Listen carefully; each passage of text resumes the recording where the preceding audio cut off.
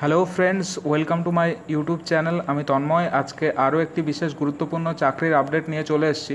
তোমরা যারা সিএইচএসএল বা সিলেকশন ফেজ 12-এর ফর্ম ফিল আপ করেছিলে বা সেন্ট্রাল আর্ম পুলিশ ফোর্সের যে সিএপিএফ এসআইটা ফর্ম ফিল আপ করেছিলে, তোমরা সেই ব্যাপারে কবে তোমাদের পরীক্ষা হবে, কবে থেকে পরীক্ষা শুরু হচ্ছে, সেই ব্যাপারে আপডেট নিয়ে চলে এসেছি আজকে। তো ভিডিওটি শুরু করার আগে একটা কথা বলবো, যারা আমার চ্যানেলে নতুন আছো তারা অবশ্যই আমার চ্যানেলটিকে সাবস্ক্রাইব করবে, আর যারা আগে থেকে আছো তারা ভিডিওটি ভালো লাগলে লাইক অ্যান্ড শেয়ার করবে। তো চলো আমি এখন চলে যাই এসএসসির অফিসিয়াল ওয়েবসাইটে।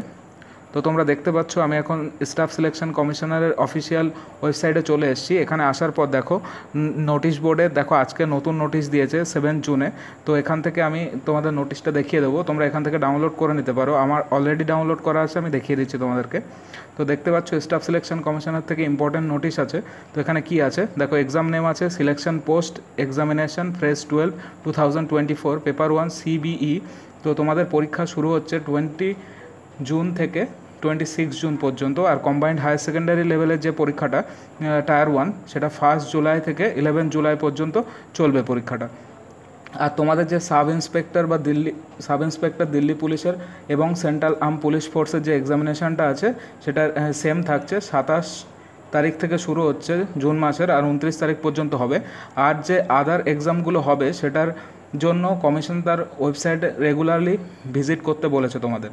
তো আজকের ভিডিওটি এই পর্যন্ত ছিল।